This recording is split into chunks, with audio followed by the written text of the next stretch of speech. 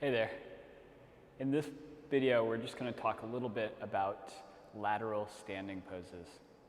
And so the four poses that we'll be going over today are Warrior Two, Side Angle Pose, Triangle, and Half Moon. What you'll notice about all these poses is that they all sport external hip rotation. And this is actually a really important concept. So if you watch, this is what external hip rotation looks like. It's the act of turning your whole leg out from the hip, kind of like you're going to pass a soccer ball. Or at least that's what I was told in soccer when I was a kid. Okay, so what you'll also notice is that I can't actually turn my hip out all the way 90 degrees. And if I tried, something has to give. So if I turn my foot all the way out, then what starts to happen is it starts to buckle this knee and put a lot of pressure, and this hip comes along for the ride. So in order to turn my foot all the way out 90 degrees, the best way to handle that is just to let this hip come along for the ride. That's a very effective functional movement. So we'll be doing this movement in all of these poses. So the first pose is Warrior Two. And the way that we'll enter all these poses is by opening our arms out to a T, stepping our feet underneath our hands, turning one foot in slightly, and then one foot out 90 degrees. By turning this back foot in first, it allows us more room to turn the front foot out towards 90 degrees.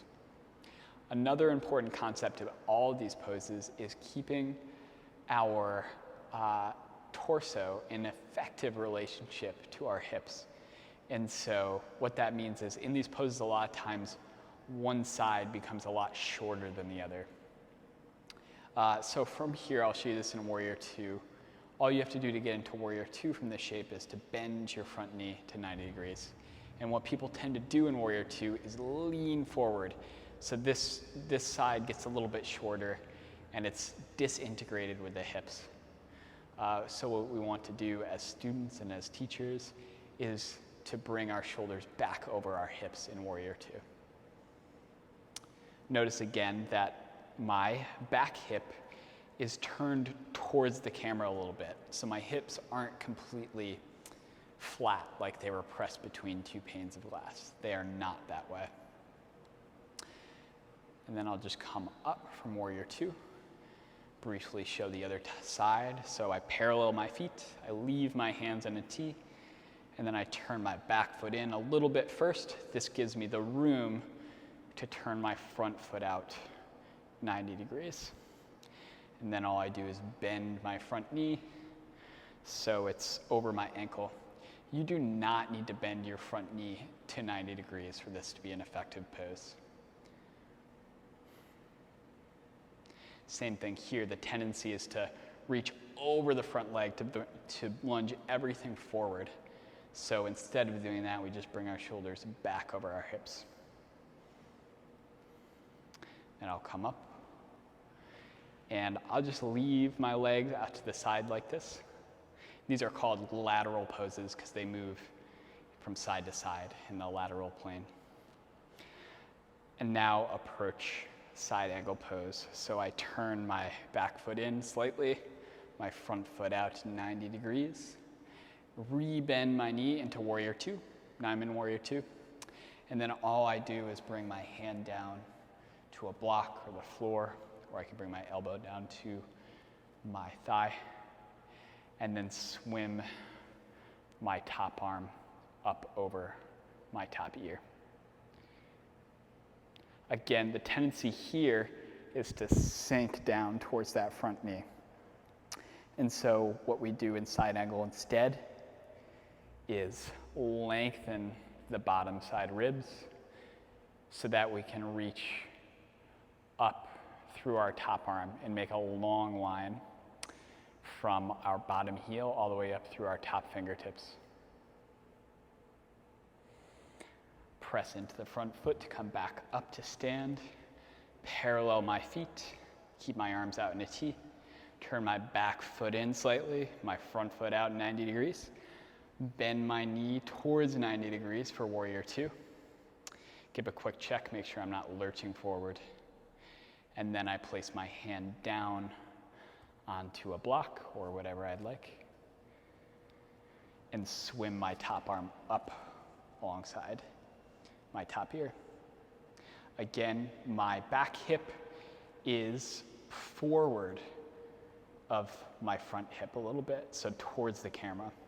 My hips are not like flat, like they're pressed between two panes of glass.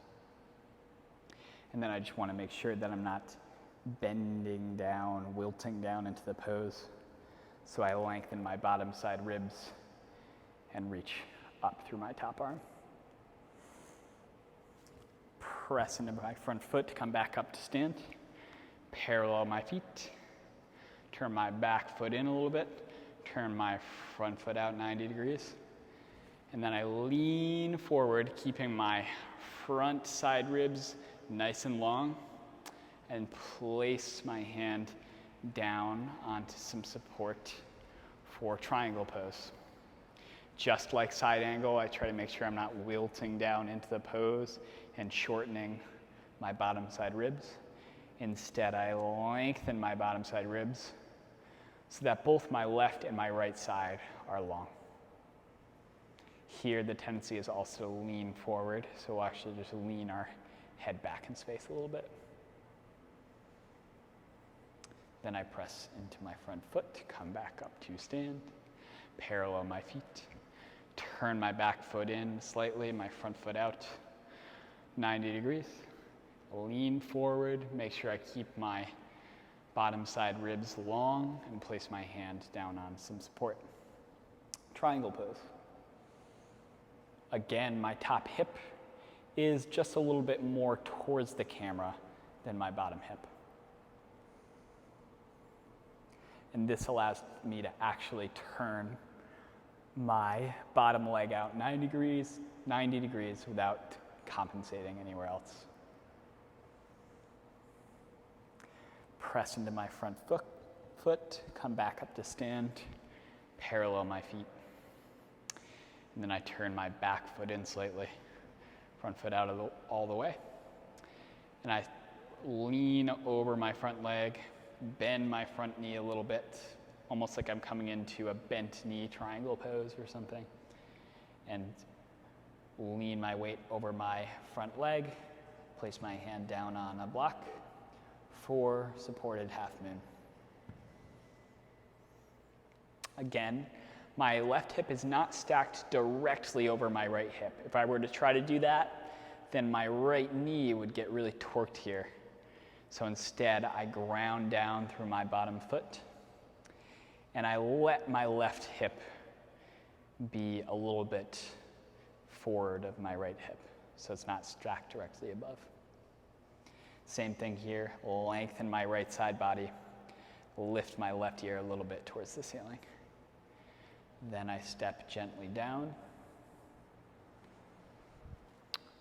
parallel my feet, turn my back foot in slightly, front foot out 90 degrees, bend my front knee and walk my back foot back a little bit, lean my weight over onto my front leg, and place my hand down in a supported half moon. Now I straighten both of my legs, and I allow my top hip to be more towards the camera than my bottom hip. I lengthen my bottom side ribs and lift my top ear up towards the ceiling.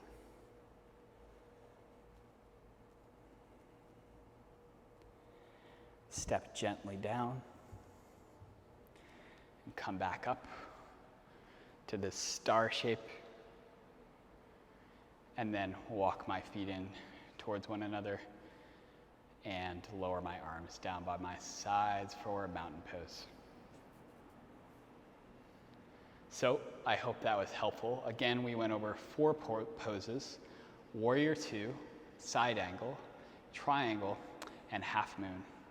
All of these poses are called lateral standing poses because they move side to side in the lateral plane.